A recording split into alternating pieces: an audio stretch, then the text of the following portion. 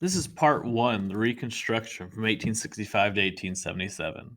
And today we'll look at Abraham Lincoln's strategy for Reconstruction and war and time after the war, and the fact that radical Republicans didn't agree with him. So let's take a look first of all at there's three real problems to solve post Civil War. The first one is, what do we do with 4 million freed slaves?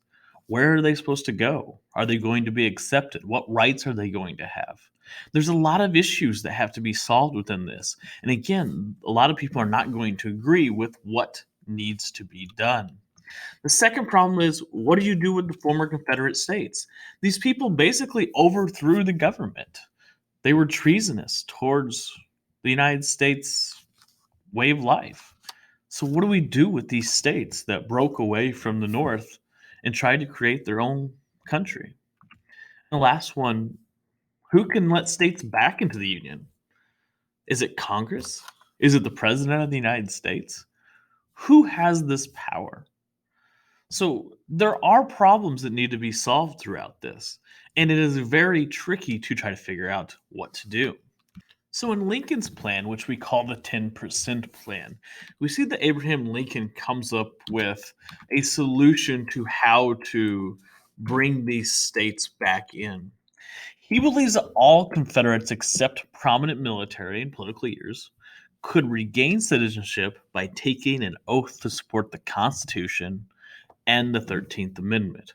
Now, if you remember, the 13th Amendment abolished slavery, and it passed Congress in January of 1865 and was ratified in December of 1865.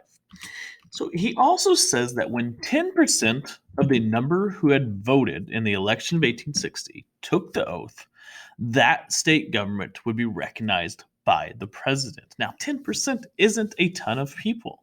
So this is a very lenient way of allowing the South back into the Union.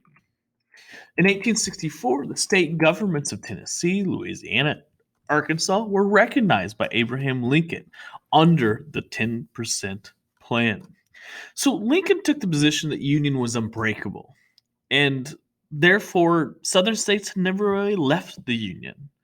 So he takes a very, very lenient way of looking at these things. And this is truly going to anger many Republicans, and they actually call them radical Republicans.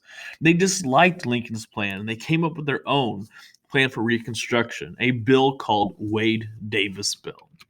And in the Wade Davis Bill, it states that Congress, not the President of the United States, would be in charge of letting the former Confederate states back into the Union. They also said a majority of the people in the Confederate States, not 10%, must take the oath of allegiance. So, again, a majority is a much harder thing to do than the 10% that Abraham Lincoln was coming up with. The bill also stated that it demanded guarantees of African American equality. Again, another issue that is going to not that is going to be very hard to pass in the South. The bill also stated Confederate and political and military leaders were disenfranchised or not allowed to vote. And it also made Confederates pay debts off, not the Union.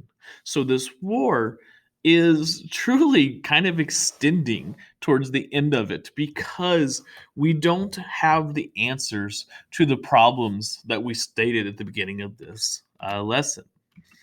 Lincoln is going to pocket veto the Wade Davis bill. That angers many of these radical Republicans throughout. Lincoln uses this pocket veto by withholding his signature beyond the 10-day deadline, the end of a congressional session, which basically gets the bill out of his hair. Now, obviously, we know the end game in all of this. Abraham Lincoln is killed and assassinated after the war had just officially basically ended. And upon Lincoln's death, Vice President Andrew Johnson has become president. And next week we will look at Andrew Johnson's view of how to bring the South back in and how to start Reconstruction. Thank you guys, and we will talk to you guys next week. See you guys.